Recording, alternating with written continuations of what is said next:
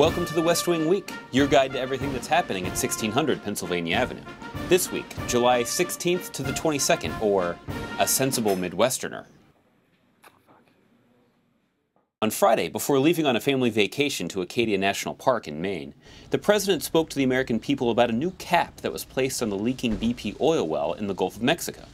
Though visibly stopping the leaking oil, the president cautioned against over-optimism. It is our responsibility to make sure that we're taking a prudent course of action and not simply looking for a short-term solution that could lead to even greater problems down the road. And on Monday, President Obama spoke up for unemployed Americans, criticizing a partisan minority in the Senate for refusing to extend emergency benefits to millions of Americans still looking for work.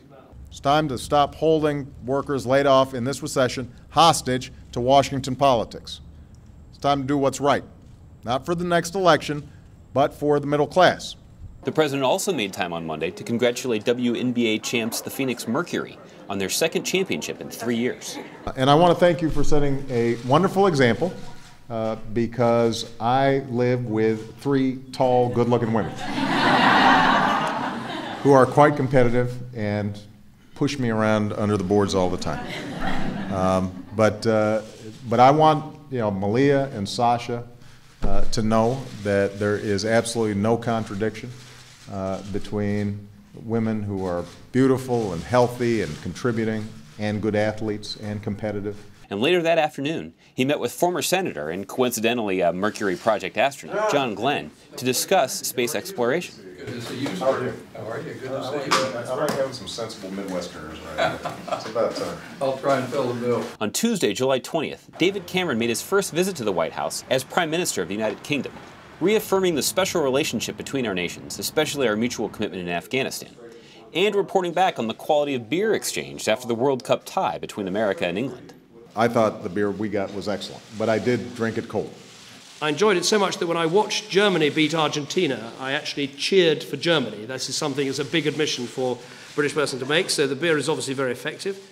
But what you said, Barack, though, about British and American soldiers fighting together, sometimes dying together, serving together, is absolutely right, and we should never forget that. Whether it's on the beaches of Normandy, whether it's in Korea, whether in Iraq, or whether now in Afghanistan. On Wednesday, July 21st, the president signed the historic Wall Street Reform and Consumer Protection Act into law at the Reagan Building in Washington, D.C., ushering in a new era of accountability for Wall Street that will prevent a financial crisis like the one we've experienced from ever happening again.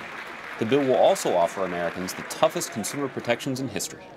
In the end, our financial system only works. Our market is only free when there are clear rules and basic safeguards that prevent abuse, that check excess, that ensure that it is more profitable to play by the rules than to game the system. On Thursday, the president furthered his commitment to fiscal discipline, signing legislation that will help the federal government prevent and recover improper payments made by federal agencies, estimated by the Office of Management and Budget at approximately $100 billion in 2009 alone. That afternoon, President Obama met with Commanding General of U.S. Forces in Iraq, Ray Odierno, and United States Ambassador Chris Hill to discuss the situation on the ground as the U.S. transitions security responsibilities to the Iraqis. At the end of the day, Congress finally passed legislation to offer emergency unemployment benefits to Americans who've been looking for work and whose benefits had been repeatedly blocked by Republicans in Congress. There we go. All right. Let's give some people some help around the country. To find out more information on any of these topics or to see complete videos of these events, go to whitehouse.gov. And thanks again for checking out your West Wing Week.